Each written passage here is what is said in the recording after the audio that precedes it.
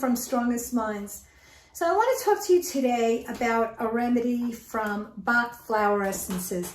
And this is about being bossy.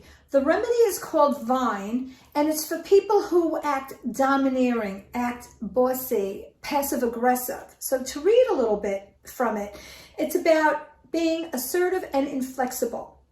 It could be a condescending bully who wants things their way. Great leaders when you're in your balanced state, but when you're not in your balanced state, you are mean and bossy. So to read you a little bit to really get some background on it. Vine is for people who dominate others. They're often very capable, even highly gifted and ambitious, but use their gifts to dominate and bully.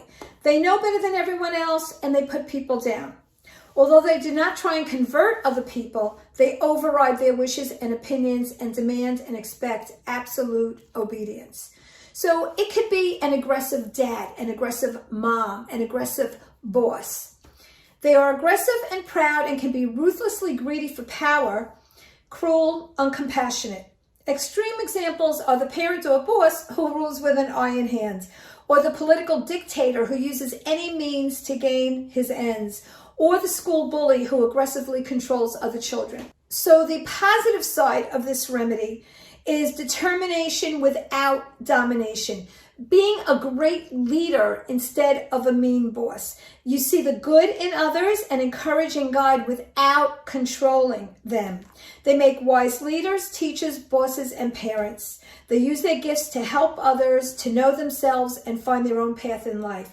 They inspire people instead of dominate and try and control people.